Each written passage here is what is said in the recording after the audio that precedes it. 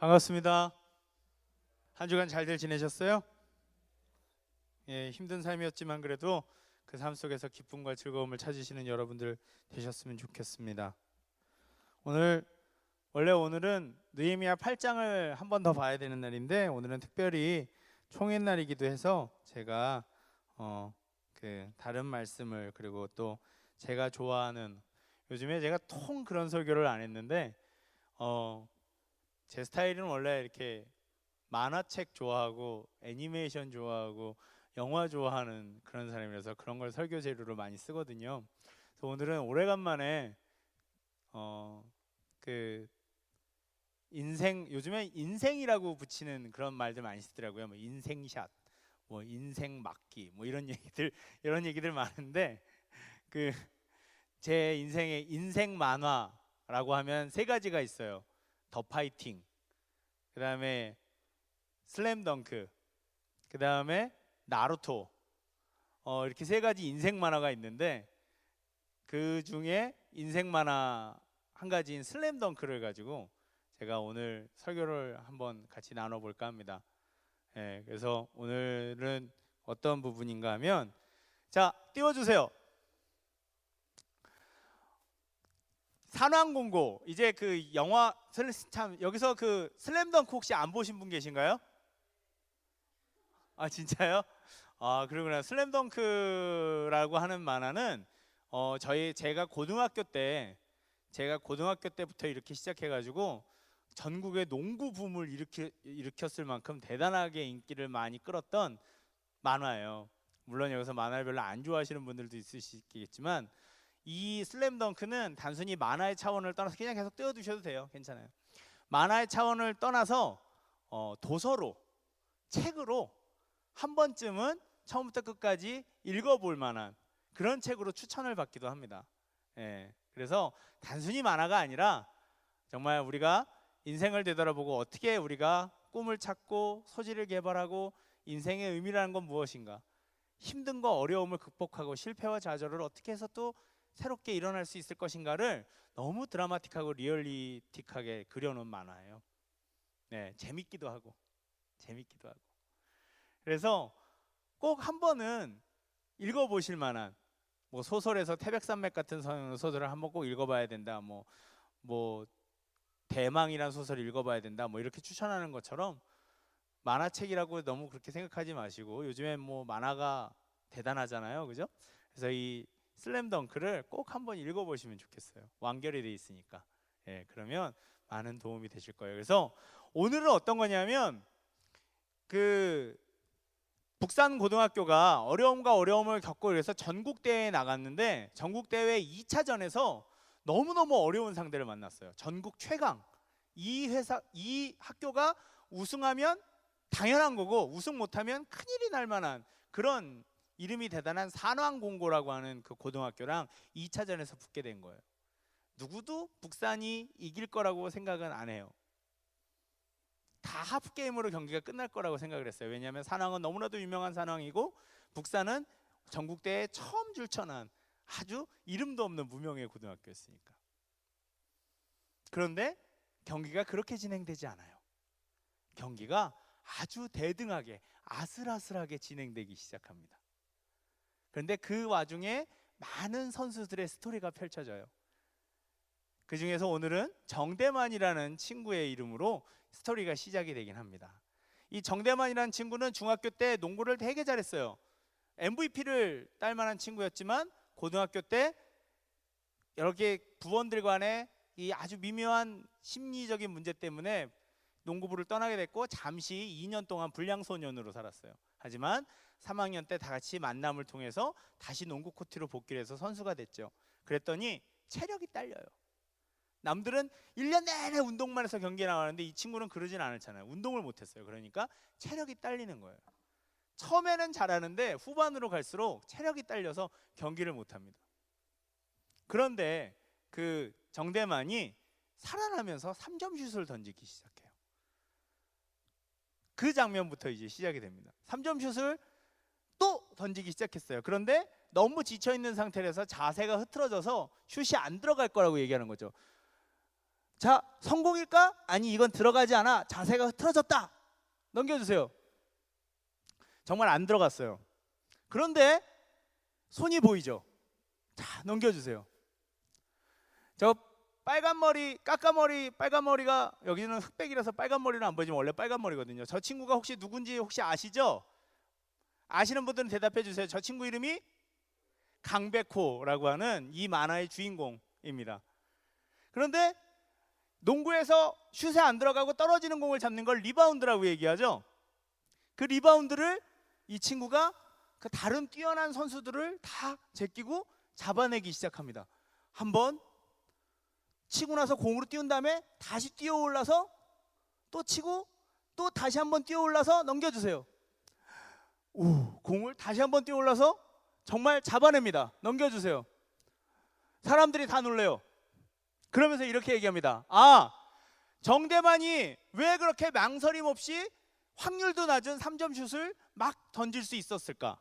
그것은 바로 강백호가, 저 녀석이 오펜스 리바운드를, 떨어지는 공을 잡아서 다시 패스해 줄 거라고 믿기 때문에, 꼭 잡아서 줄 거라고 믿기 때문에 정대만은 망설임 없이 3점 슛을 던진다는 거예요. 내가 던져서 실패해도 강백호가 밑에서 꼭 그 공을 잡아줄 거다. 그러면 공격이 다시 우리에게 돌아올 거다 라고 하는 그 믿음이 있기 때문에. 넘겨주세요. 실제적으로 강백호는 다시 공을 잡아서 정대만에게 패스를 합니다. 그래서 그 공을 받자마자 정대만은 다시 슛을 합니다. 3점 슛을. 그랬더니 들어가요. 두 번째 시도에는 들어갔습니다. 사람들이 다 놀랍니다. 저 지친 정대만이, 비척비척거리던 정대만이 3점 슛을 성공시킨다. 넘겨주세요. 사람들이 난리가 났습니다. 그 지고 있을 때 극적인 드라마, 스포츠는 정말 드라마틱하잖아요. 그죠? 그 경기장 안이 난리가 났습니다. 오, 북산이 다시 쫓아가기 시작한다. 다시 쫓아가기 시작한다. 그런데 그 밑에 되게 그 의미심장한 말이 나와요. 이 사람은 그 북산의 라이벌인 그 해남고등학교의 감독인데요. 이 사람이 이렇게 얘기를 합니다. 한계에 달한 정대만을 지탱시켜주는 것. 이제 정대만 곧 쓰러질 것 같은데, 그럼에도 불구하고 한계에 달해 있는 정대만을 지탱시켜주는 것은 첫 번째, 아니야. 다시 거기 두세요. 자신을 위해 채치수라고 하는 키가 큰 센터가 있죠. 채치수라고 하는 사람이 스크린을 걸어서 다른 수비가 방해하지 못하도록 해주고, 첫 번째, 채치수가 꼭 나를 위해서 스크린을 걸어줄 거다. 나를 방해하는 수비를 막아줄 거다.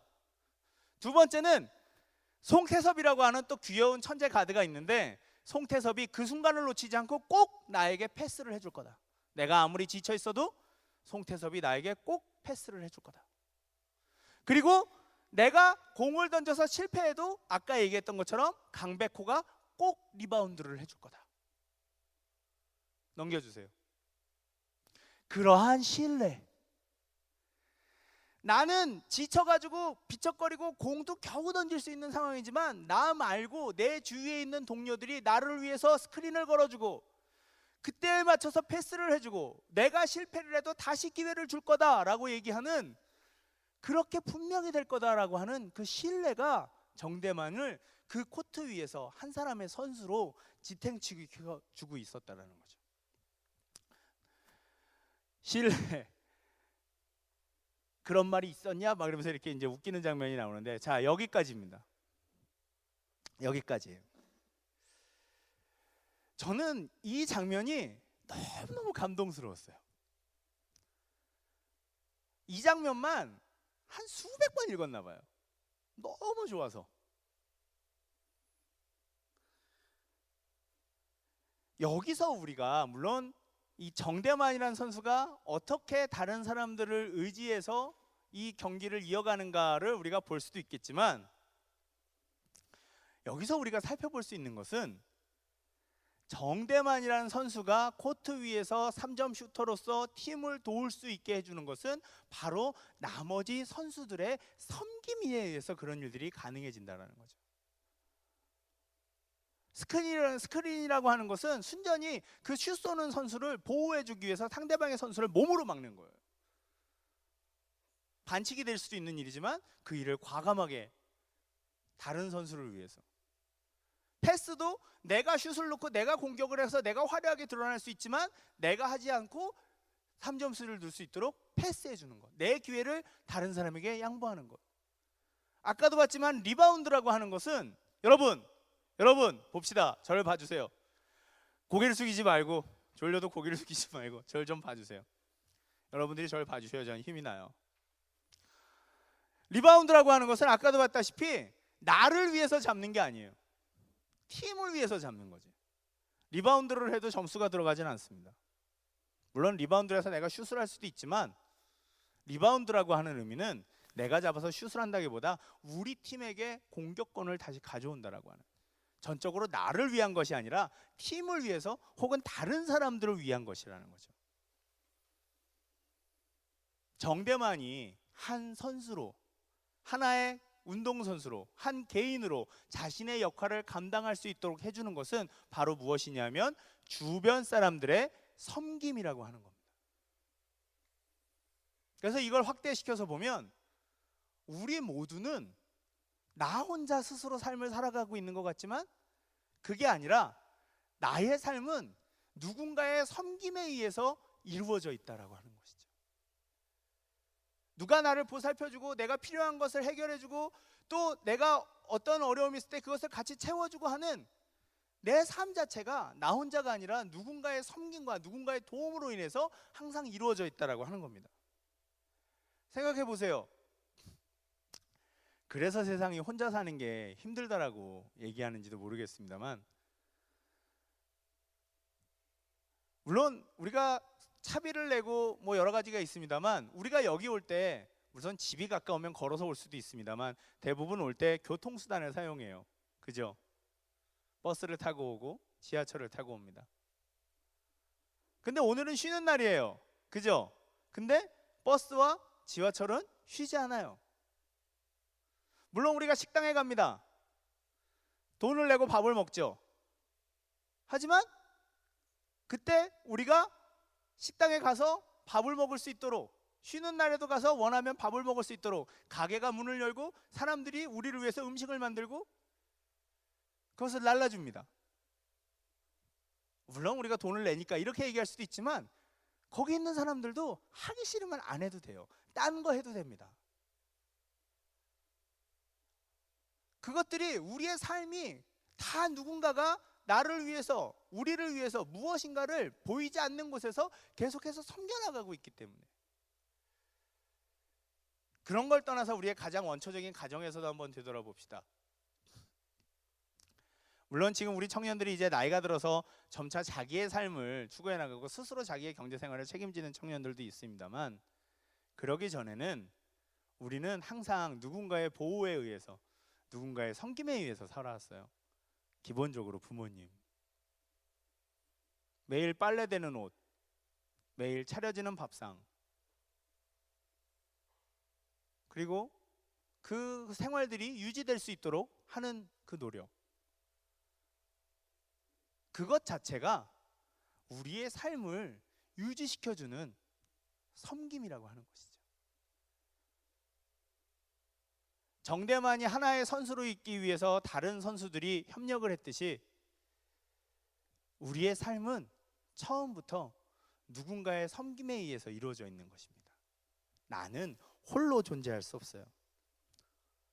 내가 아무리 혼자 살아서 밥도 혼자 해먹고 빨래도 혼자 하고 다른 걸 하지만 그래도 그 삶 속에 나는 홀로 존재하지 않아요. 관계라는 것이 존재하고 그 관계는 기본적으로 서로가 서로에게 섬김이라는 것을 주게 돼 있습니다. 내가 누군가로 인해서 섬김이라는 그것을 통해서 살아갈 때 또 나는 또 다른 사람에게, 다른 존재에게 섬김이라는 걸 존재하게 돼 있습니다. 주게 돼 있어요. 다른 3명의 선수들이 정대만을 그렇게 지탱해 줄 때 정대만은 그 보답으로 뭘 합니까? 3점슛을 성공시켜요. 그러면 그것은 또 뭡니까? 정대화는 다른 사람들의 섬김에 보답해서 내가 3점슛을 성공시킴으로 팀이 승리하게 해주니까 그것은 또 다르게 다른 사람들을 섬기게, 그 선수들을 섬기게 되는 것이 됩니다. 그래서 결국 여러분, 스타가 되고 유명한 사람이 되면 그 스타가 되고 유명한 사람이 된 그 사람도 대단하지만 언제나 그 사람 옆에는 그 사람이 그렇게 될 수 있도록 옆에서 돕는 사람들이 항상 있었다라는 거예요. 결국 혼자서 무엇인가를 해낼 수 있는 사람들은 아무도 없어요. 그렇다면 결론은 우리 삶에서 가장 중요한 것은 무엇이냐? 그것은 우리 삶에 나와 연관되어 있는, 나를 돕고 나를 세워주는 모든 사람들에 의한, 바로 나도 또 누군가를 돕고 세워주게 되어지는 바로 그 섬김이라고 하는 것이 우리 삶에서 가장 중요한 것이라는 겁니다. 농구에서 가장 큰 섬김은요, 리바운드예요. 왜냐하면 끊임없이 나가는 공을 주워서 우리 편에다 패스를 하는 거거든요. 그게 제일 농구에서 여러 가지가 힘들지만 포지션별로 봤을 때 그 리바운더, 스몰 포워드, 파워 포워드의 입장에 있어서 리바운드를 끊임없이 해서 우리 편에다가 공격을 줘야 되는 그 리바운더가 제일 노가다라고 볼 수가 있어요. 힘들어요. 그 역할은 득점을 잘 할 수가 없기 때문에, 생각보다 득점을 잘 할 수가 없어요. 그 리바운더에 많이 신경을 쓰다 보면. 그러면 득점 빈도가 좀 낮고 그러다 보니까 화려하진 않습니다. 하지만 그 팀에 있어서 그 선수가 없어서는 안 되는 선수가 되는 거죠. 섬김이라는 게 그렇습니다. 섬기는 사람은 눈에 잘 안 보여요. 섬기는 사람은 잘 안 보여요. 화려하지도 않아요. 드러나지도 않아요. 그리고 힘들어 보여요. 그런데 그 사람이 없으면 조직이 돌아가지 않습니다. 공동체가 움직이지 않아요. 아니, 내 개인의 삶도 불편해질 때가 있어요. 눈에 보이지 않고 드러나지 않고 화려해 보이지 않지만 우리 삶 속에서 제일 중요한 것은 바로 무엇입니까? 그것은 바로 섬기는 거예요. 누군가를 돕기 시작하는 거예요.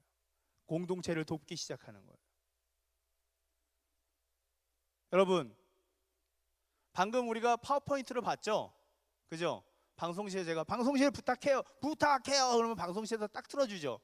그죠? 누가 저 안에 들어가서 계속 저거 하고 싶겠습니까? 그죠, 여러분? 근데 그걸 해주는 분이 있어요. 우리 유진영 자매, 우리 교회 방송을 책임지고 있습니다. 열심히 해요. 섬겨주는 겁니다. 예배를 준비하는 우리 임원들, 우리 찬양을 담당하고 하는 우리 비전팀, 여러분들의 셀 모임을 위해서 담당하는 우리의 리더들, 다 자기 시간과 자기의 노력을 쪼개서 이 청년부라는 공동체를 섬기고 있습니다. 그래서 그들의 섬김에 의해서 이 청년부 공동체가 존재하고, 청년부 공동체가 존재하기 때문에 이 예배가 존재하고, 이 예배가 존재하기 때문에 여러분들이 언제나 이 자리를 찾으면 이곳에서 하나님께 예배를 드리고 은혜를 받을 수 있는 시간이 생깁니다. 나 하기 싫어, 나 이제 그만할래, 나 못하겠어. 그리고 모든 사람들이 그 섬김을 그만두기 시작한다면, 다른 사람과 관련된 섬김을 그만두기 시작한다면 세상은 멈춰요. 내 삶도 나 하나 괜찮으면 끝날 줄 알지만 내 삶도 파괴되고 내 삶도 무너집니다.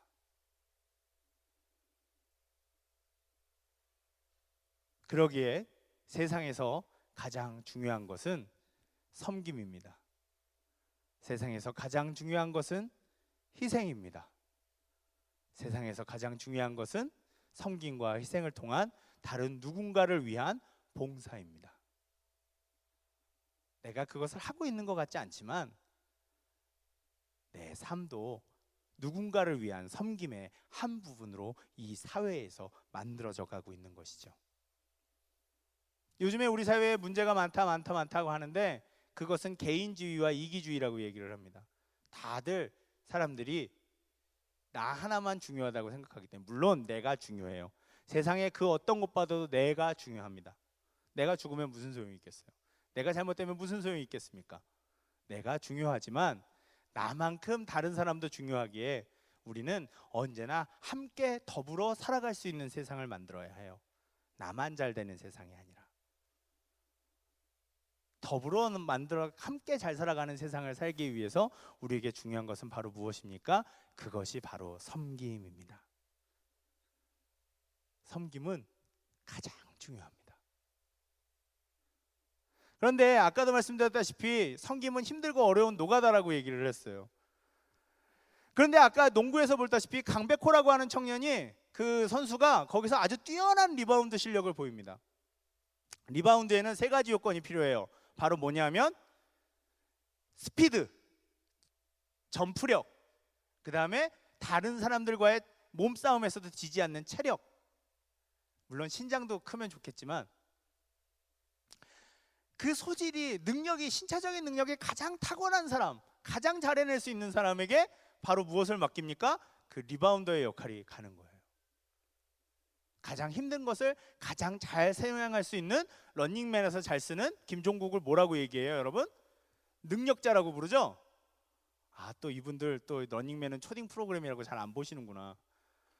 우리 가끔 TV도 좀 봐주세요. 저도 런닝맨 못 본 지가 한참 되긴 했습니다만, 그 김종국을 능력자라고 부르잖아요. 동의할 수 없다는 저는 제가 너무 농땡이 목사처럼 보이는군요. 예, 아무튼 그렇지만, 그래서 가장 힘든 일은 가장 누구에게 맡깁니까? 가장 능력자에게 맡겨요. 가장 능력이 출중한 사람에게.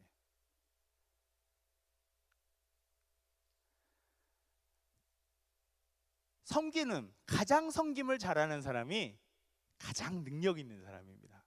여러분 몰랐죠? 그 앞에 도드라져 있는 사람, 앞에 이끄는 사람, 앞에 대장하는 사람, 그 사람만이, 뭔가 앞에 드러나는 사람만이 가장 능력자라고 생각했지만 아닙니다. 섬기는 사람, 그렇게 될 수 있도록 만들어가는 사람, 그 사람이 바로 섬기는 사람이에요. 그리고 여러분들이 오해하실 만한 게 있는데, 어떤 조직의 리더나 뭔가 대장이 되거나 이끄는 사람이 된다면 그 사람은 지배하고 군림하고 다스리는 사람으로만 많이 생각을 합니다. 힘을 내서 야 너 뭐해 너 뭐해 너 뭐해 이렇게 시킬 수 있는 사람으로만 생각합니다. 그런데 그렇지 않습니다. 리더가 된다는 것, 조직의 수장이 된다는 것, 이끌어가는 사람이 된다는 것은 그야말로 그 조직을 가장 열심히 섬기는 사람, 그 조직을 가장 열심히 돌보아야 하는 사람이 되는 것입니다. 그게 진정한 리더의 조건이에요. 느헤미야를 우리가 보지 않습니까? 느헤미야는 정말 열심히 그 이스라엘 공동체를 돌봤어요. 단적인 예를 봤어도 느헤미야가 자신의 식탁에 그 어떤 사람들에게도 아무에게도 대가를 받지 않고 많은 사람들을 불러서 자기 식탁에서 공짜로 먹였다고 그랬어요. 그 사람 총독이었지만 똑같이 사람들과 막노동을 했고 한 손에 병기를 들고 더 열심히 일했던, 그 최전선의 앞에서 제일 먼저 앞에서 일했던 사람이 바로 그 느헤미야예요. 가장 많이 섬겼던 사람, 그 사람이 가장 좋은 리더였다라고 하는 것이죠. 리더는 섬기는 사람입니다. 그리고 그 섬김에 의해서 많은 사람들이 기쁨을 얻게 됩니다. 제가 오늘 이런 얘기를 하는 이유는 오늘 우리에게 총회가 있기 때문입니다. 총회라는 이름이 언제부턴가 되게 우울한 이름이 됐어요. 교회 일 힘든데 그 힘든 일 누구에게 시키기 위해서 떠맡기는 것처럼, 힘든 일 떠맡는 사람 뽑는 날처럼 되게 우울한 날이, 하기 싫은 일 떠맡는 사람 뽑는 그런 분위기가, 그 사람 뽑는 날처럼 그런 분위기가 되고 있습니다. 그래서 총회 날이 되면 다 누구 일을 시킬까, 누가 일을 할까, 그렇게 막 다 걱정하고, 아 나 걸리면 안 되는데 그래서 일부러 교회 안 나오고, 그리고 제가 전화하면 한숨 쉬고 목사님 전화하셨다 막 이러면서 그런 일들이 총회가 되게 우울한 날처럼 일꾼을 뽑는 날이 다들 야, 이날만 어떻게 잘 버텨보자라고 하는 그런 날처럼 변하게 되는 것들을 봅니다. 그런데 여러분, 그렇지 않아요. 총회는요, 아까도 얘기했다시피 우리 가운데 가장 능력자를 뽑는 날입니다. 대단한 능력자를 뽑는 날입니다. 이 사람은 할 수 있다. 우리 가운데 이 사람 같은 사람이 없다. 이 사람이야말로 우리 조직을 책임져주고 섬겨주고 이끌어줄 수 있는 가장 대단한 능력자다라는 것을 인정하고, 그래서 그 사람을 우리의 일꾼으로, 우리의 지도자로 추대하는 겁니다. 그것이 바로 총회의 의미예요.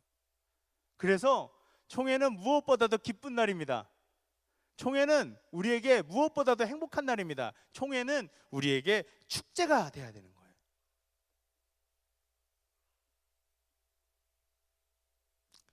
여러분, 그런 마음, 그런 기쁨이 우리에게 있을 수 있어야 합니다. 목사님, 하지만 그 섬기는 게 너무 힘들어요. 맞아요. 섬기는 게 힘이 듭니다. 그래서 제가 올 한 해는 정말 작정을 했습니다. 우리 임원들, 우리 리더들 할 수 있으면 우리 비전팀까지 제가 온 힘을 다해, 그리고 청년부를 섬기는 건 당연한 거고요, 그 임원들을 위해 제가 정말 열심히 리바운더가 되겠다고 결심을 했습니다. 정말 각오를 했습니다. 임원들과 리더들을 위한, 또 그 일하는 일꾼들을 위한, 비전팀을 위한 리바운더가 되겠습니다. 열심히 섬기겠습니다. 오늘 총회이지만, 일꾼을 받는 총회이기도 하지만 어떻게 보면 제가 이렇게 여러분들에게 다짐하는 날처럼 보이기도 하네요. 일꾼 되시는 분들은 어떤 분들이 뽑히게 될지 모르겠습니다만, 뽑히게 되시는 분들은 제가 열심히 섬기겠습니다.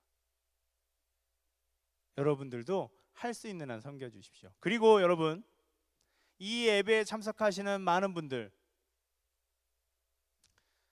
같이 참석을 하실지 안 하실지 모르겠습니다. 그리고 또 일꾼이 되실지 안 되실지 모르겠습니다만, 섬김은 한쪽으로만 흐르는 것이 아니라 양쪽으로 흘러야 됩니다.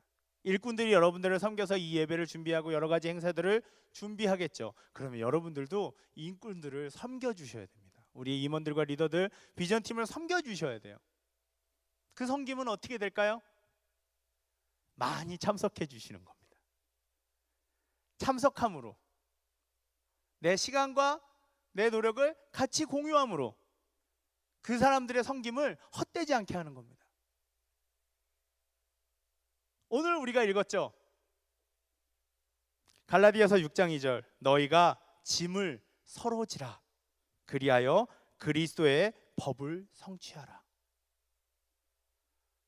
너희가 짐을 서로 지라.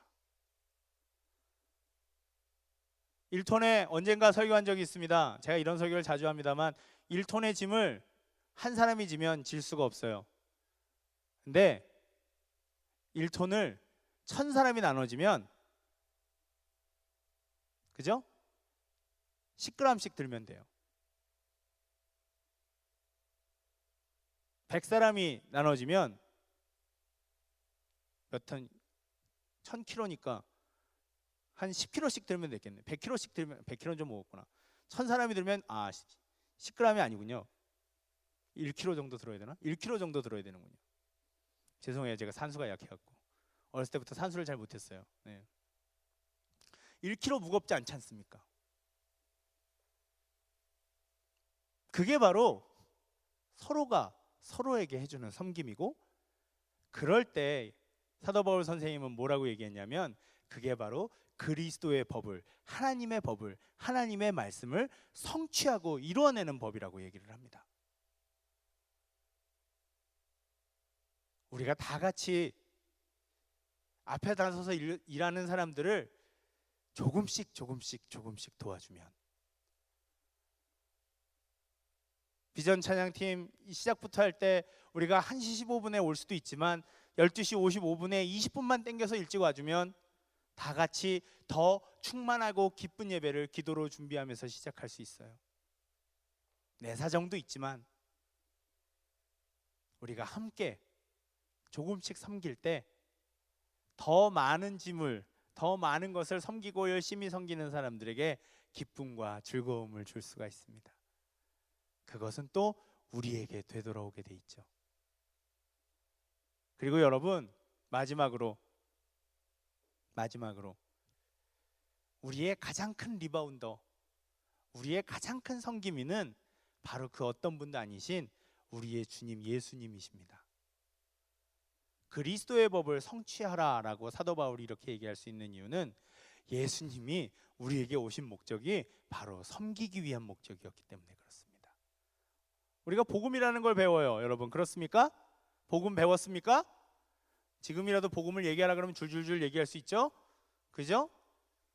말 그대로 예수님이 우리의 죄를 용서해 주시기 위해서 편하게 신으로 있을 수 있었지만 불편하게 인간이 되셨습니다. 그리고 인간으로 편하게 살 수도 있었지만 내 죄를 용서해 주고 내가 그 죄에서 해방되어져서 기쁜 삶을 살 수 있게 하기 위해서 십자가에서 일부러 죽었습니다. 십자가에서 그냥 죽었을 뿐만 아니라 매 맞고 치이고 침뱉음을 당하고 갖은 모욕을 당했어요. 그리고 여러분, 십자가에서 죽는다는 것은 너무나도 끔찍한 죽음입니다. 많은 사람들 앞에서 십자가에 못 박혀서 피를 흘리면서 그 위에서 말라 죽어가야 하는, 많은 사람들의 조롱과 얼마나 큰 죄를 지었으면 저런 데 매달려 죽을까, 에이 몹쓸놈 하는 그런 모욕을 들으며 정말 알몸으로 그것도 죽어가야 하는 그 수치를 예수님께서 바로 누굴 위해서? 나를 위해서 감당하신 것이죠. 예수님이 우리를 섬기십니다. 하나님이 우리를 지금도 섬기십니다. 우리가 하나님께 기도하면 주님께서는 그 기도를 들으시고 우리의 삶을 이끄시고 우리의 삶을 보호하시고 우리를 돌봐주십니다. 하나님이 우리를 섬기십니다. 그것이 그리스도의 법이고 그것이 하나님의 법이기 때문에 우리는 섬길 수 있어야 합니다. 즐거움으로. 내가 섬김받는 존재이기 때문에.